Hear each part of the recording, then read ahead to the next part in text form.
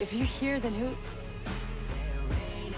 Marvel's Cloak and Dagger is back for season 2, and let's just say Mayhem is taking over. Let's break down the first 2 episodes and find out just what happened.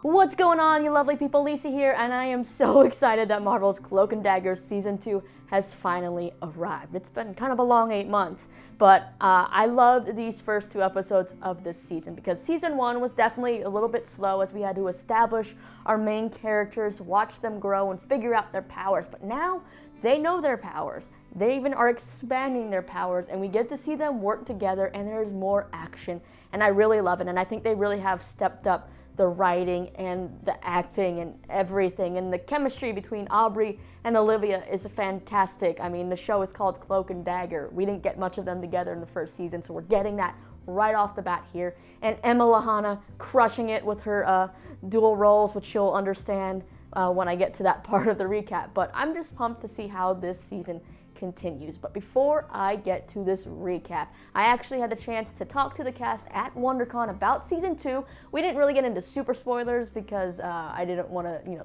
point out specifics of the episode before it aired, but we talked about the general overall themes of the season and their characters' journeys and all of that kind of fun stuff and how they're tackling human trafficking. I also tried to get Olivia to talk about if she gets a suit or not. That didn't go so well, but yeah, you can see that all. I'll put the links down in the description. They'll also be in the end card. And now let's go ahead and talk about this 2 episodes. So we pick up 8 months after the events of season 1 finale, and Tyrone is living at the church where he's kind of going stir crazy from being alone, but he does sneak out at night to keep an eye on the people he cares about, including his parents and Evita, and he is practicing his powers. He's also been stealing drugs and money from gangs while practicing those powers, in which he thinks he's actually helping clean the streets and helping O'Reilly out, but it turns out he's actually kind of making things worse. Now he's causing the 2 gangs to kind of go head to head, the Uptown Block Kings and the Money Hustle Gang. And so O'Reilly's kind of mad right now at Tyrone and just tells him to lay low. And for O'Reilly, she's also not having a great time. Last we saw her, she was like shot in the head and whatever, and now here she is recovered in these 8 months, but she's still not quite back to peak position. She goes to the shooting range, she can't even hit the target, and she's getting yelled at work for this gang investigation, and so she's kind of turned to pills and drinking to drown out all the stuff that's going on with her. Meanwhile, for Tandy, she seems like she's living the dream, right? She's back at home trying to make things work with her mother as they attend group sessions together, and she's doing ballet again. Now, while her mom is starting to open up about her past and struggles and trying to move forward, Tandy, she's actually still holding back a little bit, and she's also taken an interest in some of the girls in her group who talk about their abusive relationships. It seems like she's kind of going out to get justice for these women in her free time. And when a new girl comes in named Michaela, she really takes an interest in her story and takes a picture of Michaela's license when her wallet drops on the floor. We then get to see Tandy and Tyrone come together because during these 8 months, they've been hanging out. They're friends now, and they have a movie night, and I'm glad we're getting more scenes of them together because they have such a great friendship that I love, and the way they kind of keep each other on their toes, or more so Tandy more playfully ragging on Tyrone. It's really fun. I think it'll build for a stronger relationship further down the road if they do go romantic, but right now I'm into this solid friendship that's building. But anyway, Tandy brings Tyrone some AP Physics stuff and a voice recorder so he can keep studying, and they watch Zorro and talk about, what is a hero and why does he go out and do these things, and how they feel like they can't do anything and they haven't really been using their powers. They don't know what to do with them, but we both know they're the kind of lying to each other, right? As we see that Tandy's swiping through the women's licenses that's on her phone, while Tyrone over there has been making a map tracking down this Money Hustle Gang. So they're lying to each other, saying they're not doing anything out in the world, but they both are. Tandy then ends up going to Michaela's house and sees her and her boyfriend fighting. When Michaela leaves, Jeremy passes out, so Tandy breaks in and writes "Leave her alone" on the wall and trashes the place a bit. And looks like she's about to cut off his you-know-what with her dagger, but stops herself, which I'm actually impressed at because I feel like season 1 Tandy would not have hesitated to Lorena Bobbitt that man. As for Tyrone, he then goes to steal drugs and money from that Money Hustle Gang, the big gang, but ends up getting cornered, and they actually start beating him up, and he can't seem to teleport himself out of there, so things are looking real grim. But then help arrives in the form of Tandy, who who happened to see Tyrone's map, who knew that Tyrone was a horrible liar and kind of found him there, and they both then hash things out as they come clean about their lying, because we see they both really care about each other, and Tyrone's even been keeping tabs on Tandy, so he knows what she's been doing, going after those abusive men. So now they're kind of realizing, that what they thought was helping has been backfiring for both of them. Tyrone then leaves the drugs and money with an "I'm sorry" note in O'Reilly's living room, and then she gets a call and gets yelled at for her case being turned into a hot mess with someone screwing it up, and of course blame seems to be going on her, causing her to drink and pop more pills. And now Tyrone thinks he's got to fix this once again. Over in the group sessions, Michaela is back, and all of a sudden she's like praising Jeremy about how he fought off these 3 thugs that broke into the house, and he's changing and he needs her more than ever, and she sees the old Jeremy. And while Tandy manages to hold out and keep her cool in group, but then she corners Michaela afterwards and loses it just a little bit. Then Tyrone and Tandy come back together because they both realize that what they've done has not gone right, and that they need each other to help each other, and that they're better together. And then they kind of let go of the things that they've been bottling up about how they're angry at the world, how Tandy still is angry at her dad. So Tyrone asks Tandy for help with this whole gang situation. So they go to the club where the mediator is supposed to meet with these 2 heads of the gang so that Tyrone can do right, because he remembers O'Reilly saying that he needed a taped confession in order to take these gangs down, that he should not be going out trying to do things for himself. So he decides he's going to use that recorder that Tandy gave him to record the confessions. Something else I forgot to mention is that with Tyrone, unfortunately, since Connor's not around, he can't really be exonerated for the death of Fuchs, so he's kind of still in a tough spot here and doesn't know what to do. That's part of what's driving him a little bit crazy. So back to the club though. This meeting, Tyrone goes and puts the recorder under the table, and then he and Tandy kind of have some fun. He kind of lets loose a little, which we don't see him do much, and I gotta give a shout out to Olivia's dancing. But they kind of have fun until they see a bloody head get slammed against the door, and they know something is wrong. So they go to the back room and basically see a bunch of dead bodies, or dying bodies. They check the recorder, there's really nothing that they can use, so they then call O'Reilly. She of course comes and yells at them, and they tell her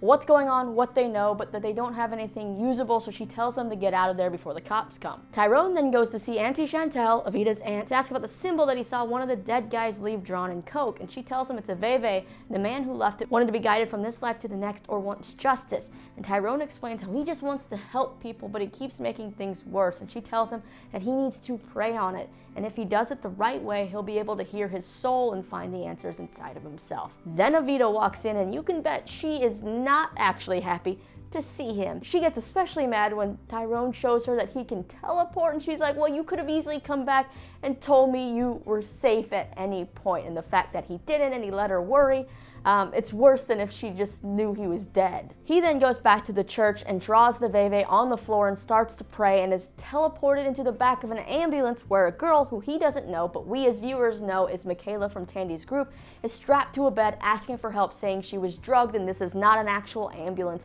But Tyrone can't get her out fast enough before the guy tries to shoot at him, and he tries to teleport back with Michaela, but he is the only one who comes back. Meanwhile, Tandy is pissed at the world again, thinking maybe people just don't want to be saved since everything keeps going wrong. And so when she's in group again, she really loses it at Michaela in front of everybody, with her anger now starting to cause lights to go out everywhere and everything, and she's starting to lose a bit of control. So she ends up going to Michaela's house, but Jeremy says that Michaela left with his car, and he's pretty pissed about it. And then Tandy, of course, calls this dude out on his lie about the thugs breaking in. Now then, after a dance therapy session and taking a long look in the mirror at herself and calming down, Tandy realizes she needs help. So she goes to talk to Leah, the group leader, because she really thinks something is wrong with Michaela. And she then meets Andre, who runs the outreach programs, and mentions that maybe she could have gone to the shelter. So they start walking to the shelter, and Tandy learns a little bit more about this Andre guy. Then during their conversation, Tandy starts to see a vision of her dad charging at her, and she starts to lose control again, because obviously we know she's still angry at her dad, and she's a little bit scared. And then all of a sudden she's losing control, and the taillights of a truck go out, a street light goes out, and Andre's kind of like, what happened, causing Tandy to run off. But then she stops when she sees a group of women gathered around a pole kind of praying and everything, and this pole has posters of missing girls on it. And Andre catches up to Tandy and explains the situation, and Tandy's just surprised to learn that the cops and the reporters aren't helping look for these missing girls. There's at least a dozen. And Andre explains, you know, the cops and the reporters would be there if it was a bunch of girls that looked like Tandy, but unfortunately this is a bunch of colored women, and no one seems to be caring except the women in their community. He then gets a call from Leah, and Michaela has been found and brought to the hospital. So Tandy rushes there, and they say that Michaela overdosed on heroin and was rushed to this hospital. So Tandy goes to Michaela's side, apologizes even though she can't hear her, and touches Michaela's hand, and ends up seeing Michaela in the back of an ambulance screaming for help as someone pushes heroin into her body. So Tandy then asks the nurse who brought Michaela in, and he says he doesn't know, it was just a private ambulance and the people didn't sign the paperwork. So now Tandy knows something fishy is going on and is out for justice, and remembers this neon sign of the liquor store from the vision and goes there and ends up at a salvage yard where she actually runs into O'Reilly. But is it actually O'Reilly? Well, we gotta talk about now how O'Reilly got to this salvage yard where Tandy happens to also be. So we go back to see her at a bar drinking because her case is not going well. She's gotten yelled at. She's ignoring phone calls, but she finally answers, and it's from Tyrone and Tandy, and she goes to the club and tells them to leave. And then she's the one who calls the police to report the crime anonymously. And then she goes back to the bar to drink even more, and of course ignores phone calls from the department. Now when she stumbles out of the bar, she ends up looking in a puddle,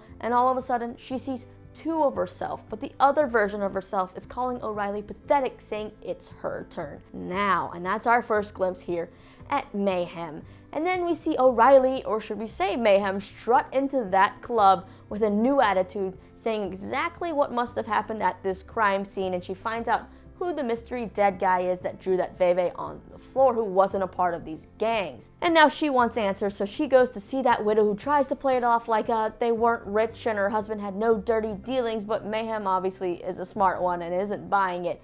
And the widow finally confesses that her husband had a side business that was a salvage yard where he was paid to store private ambulances off the books. So that is why Mayhem ended up at the salvage yard, or who Tandy thinks is O'Reilly. So they end up busting into the salvage yard together and chase down a driver who's trying to get away. When he gets in the ambulance and starts driving, Tandy drops her daggers and ends up finding a new part of her powers as she starts creating a ball of light and energy that she Hadoukens at that ambulance, and yeah, let's just say that guy's barely hanging on to life when it flips over. So they then question this driver, and he tells them that he's just a driver and doesn't know where the other girls are, but knows that they're moving more girls. So Mayhem asks Tandy to go block the exits while she cuffs this guy, but surprise, she doesn't. She just uses a quick slice of her nail to slit his throat, and it was kind of chilling to see how there was no emotion, how stoic Mayhem was when she sliced him, and blood just got on her face, and she's just like,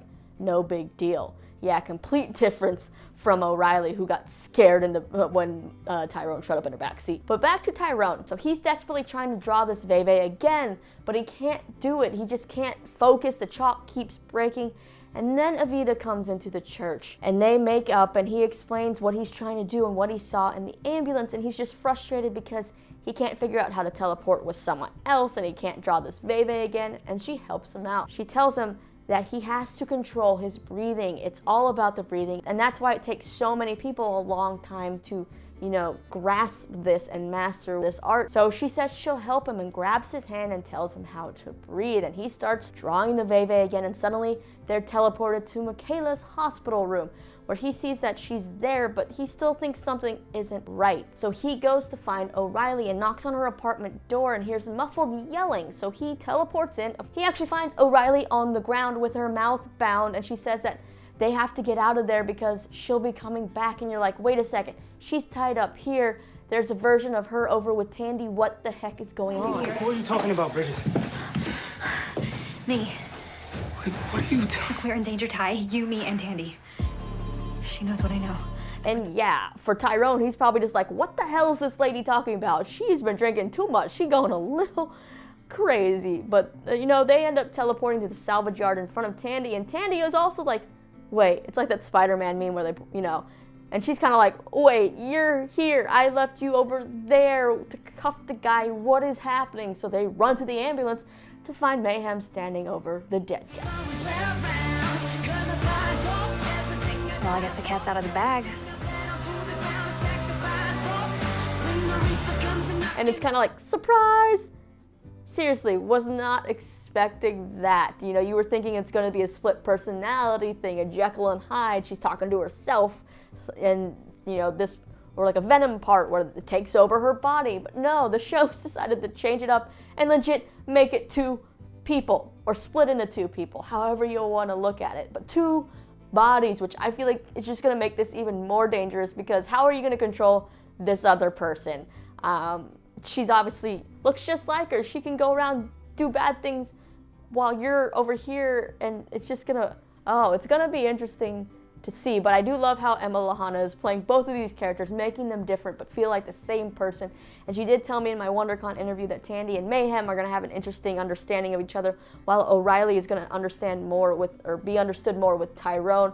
And it's gonna be fun to kind of play out. And of course we gotta remember Mayhem's not a villain, she's a vigilante, so they're all gonna kind of deal with versions of a hero and what exactly doing the right thing is. And, you know, are you gonna agree with the way Mayhem goes about things or not? But yeah, that pretty much wraps up the main events of this week's 2-hour premiere. It seems like Tyrone and Tandy have finally realized they gotta work together, that what they're doing right now on their own is just making things worse. They gotta figure out a new way to take on all the problems. But then you throw in O'Reilly and Mayhem and it's gonna make things even tougher. But I like that we're getting them all together, even all three of them together, or should I say all four of them together. So it's more of an ensemble, it feels like, a true ensemble. And then we have this issue of human trafficking, which is so relevant right now. And we also have all this gang stuff. And so it's gonna be an action-packed season. I can already feel like it's moving, to me at least, faster, obviously, than last season was. And I'm excited to see what happens. Yeah, I like this premiere. I think I've already said it. I don't know if you liked it. That's why I want to hear from you. But let's go ahead and watch the promo for the next episode. She's got your face and she's got your badge. How is there two of you? She's not me. This is fascinating. Inside their head, there's nothing but chaos. So if you were her, where would you go? Bless me, Father, for I'm about to sin. Hold her right there. Oh, why? You're gonna shoot me? All right, we got Mina coming back, which I'm actually really excited about, and to know that she's recovered from the crap that happened in season 1. And I guess now they're just gonna have to figure out how to keep an eye on Mayhem. And I guess Mayhem seems to be wearing a white band on her arm, and I guess that's how we're gonna distinguish one from the other, besides the way that they act. But yeah, I'm excited. That's all I got for you on this week's recap. So I want to hear from you what you thought about this season 2 premiere. Are you excited about this season? What did you like about these 2 episodes? Are you happy to see more of Tyrone and Tandy together? Are you excited to see how this O'Reilly Mayhem dynamic works out with it being 2 different bodies? And what do you want to see in season 2?